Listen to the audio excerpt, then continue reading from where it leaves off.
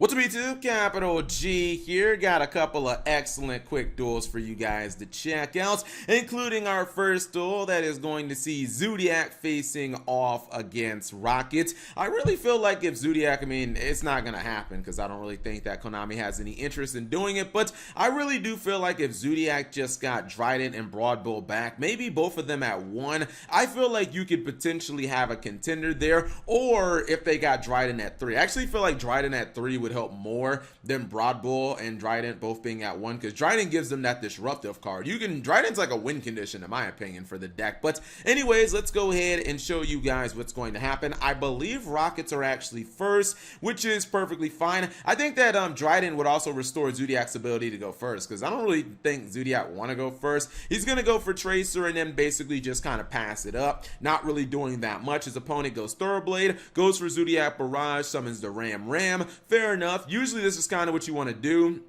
With Zoodiac, you want to go into like early Tiger Mortars just to get a little more damage. His opponent is going to activate the Rocket Tracer effect, only to be met with Ghost Ogre and Snow Rabbits, an excellent counter here. This means Tracer is not going to do anything, basically going to not resolve with its effect, and he is going to get in a little bit of damage. Chalk-and-Nine, also one of the cards you want to see very early, summoning another one of your Zoodiac Exceeds, gets Pot of Desires, and then draws another copy of Ghost Ogre plus a copy of Impermanence. So he does have good defensive options, but I would still heavily favor the Rocket deck, especially because he's main decking Spear Mode and he drops that Spear Mode.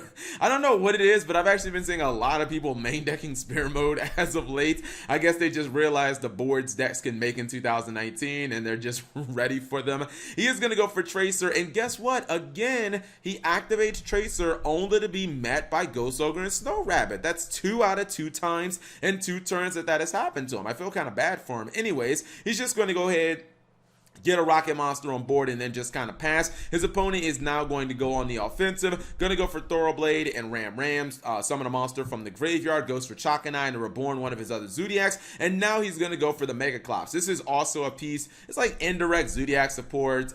Decks like the Gens can also use this, but Mega Clops is really good for those decks, the Exceed based decks that did not get a Link monster, so it feels like they're kind of stuck in Master Rule 3. They have the ability to go for this guy using their Exceed and then just take their opponent's monster and get a monster reborn. He's going to use Impermanence on his opponent's Rocket monster. Fair enough, no problem. He's going to go Tiger Mortar, take the monster, so he can get a little more damage. He is going to get a good amount of damage in. And if you're wondering, by the way, why he did not link away the Winged Dragon Spear Mode, as I thought that he might have, he doesn't have anything in his extra deck that can actually go for it. Maybe you can argue that instead of running Bolo Dragon, he should run Nightmare Phoenix, but Zoodiac, obviously, you need so many copies of Zoodiac monsters. Again, if they had Trident, I don't know what else you'd be able to run other than Mega Clops in your extra deck, because it's like Salamander. You got to run so many of your own cards. He just doesn't have any other. He doesn't have any room to run any kind of generic Exceed monsters. Anyways, his opponent is going to try to make an offensive push, goes for Borlo Dragon, Kaiju's the copy of Mega Clops, which was unfortunate because unaffected by everything doesn't mean anything if you're going to use a Kaiju. He then puts his Borlo in the main monster zone, and he's going to go for Barrage. Fair enough, trying to mount a little bit of offense here. He has to take basically just a trade here. It's not exactly beneficial, but I think it's okay. He's getting a 1-for-1 with the ball load just by using the copy of Whiptail and banishing. He knows he's taking some battle damage, but it is whatever. Both players are top decking. Quick Launch is going to be, or Quick Resolve. Is Quick Launch in the, yeah, Quick Launch in the TCG is going to be used, and he's going to go for Tracer a 3rd time, only to be met a straight 3rd time with a copy of Ghost Ogre. That's insane, right? This guy is trying to resolve this card 3 times this duel, and every single time he's been met with Ghost Ogre. Ghost Ogre OP confirmed. He's going to top deck Impermanence, and he has the Zoodiac Barrage, and that's actually enough to get him this game. Once he activates the Tiger Mortar, equips, goes for Chalk-and-Nine, brings back the Whiptail, and he actually is going to win a duel that I don't think he was favored in, especially considering he did get Spear Moded in his first turn, but those Ghost Ogres put in a whole lot of work. But that is how the cookie crumbles. Second duel, I believe it's going to be Cybers versus True Draco, and I'm looking at this opening hand. I'm going to just be real. If True Draco won the dice roll here, this would have been an absolute blowout. I don't even think Cybers would have done anything. He would have summoned Inspector Border. He probably would have set the copy of Apocalypse, tributed for the Ignis Heats, and then also had Monarchs Erupt as a backup plan if he somehow could deal with the Border. I feel like this game would have just been straight up over. Also, he would not have been able to even Ash the Pot of Desires, which he doesn't have Ash, but you know, having Border on field. Basically, the point that I'm trying to convey is if he went first, game would have just been straight over. He's going to do some searching here, balance his Lord, and usually this is what Cybers players do. They just go for what I like to call shitty extra links. And the reason I call them that is they're just the worst, man. I mean, they're okay against like super combo based decks that like have to try to break them, but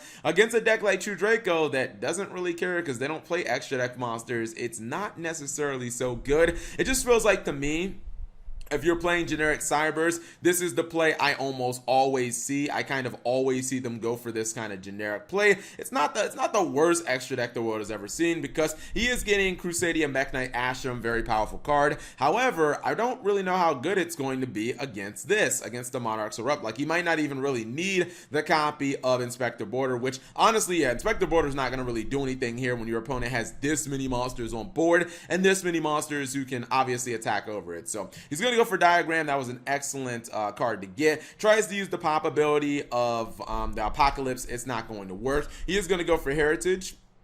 Fair enough. He's going to at least get rid of the back row, which it's inconsequential at this point. Gets rid of his Inspector Border, draws into a card of Demise. He has the potential of getting Solemn Judgment, which he's going to take. He's going to pop his Demise and set an Apocalypse and then just kind of pass. He does have the Monarchs Erupt, and he turns everything off like a light switch. That is obviously going to be super beneficial to him. He's going to activate Crackdown to take his opponent's monster. True Draco Apocalypse is going to pop a card and cut all the monsters down to size. He did end up losing his Ignis Heat, but it doesn't matter. As long as he survived that turn, he still has Diagram, so he's fine. He can get to another monster at will, which he obviously is going to. Looks like he's going to take There Can Only Be One, which is just stupidly good because his opponent's playing Cybers, so that can break his board. Ignis Heat, or excuse me, not Ignis Heat, that's Dynamite Knuckle. Dynamite Knuckle doing that work. Now he has flipped over the copy of There Can Only Be One, and yeah, this duel can only be won by the True Draco player. I don't see any way that Cybers are coming back. See, when you have an extra link but it doesn't have any type of like actual negation or hard disruption, it's really not that good. Like, yeah, it's still an extra link and that's cool and everything, but Draco just tore it to shreds. Even if he would have just had There Can Only Be One, it would have beat his entire extra deck by itself. Like, single-handedly, it would have destroyed the extra link. But yep, those were some duels that I found interesting, and hopefully you guys did too. Thank you guys for watching. As always, if you enjoyed the duels, give them a thumbs up, subscribe if you guys have not already, and turn on that notification bell for daily videos.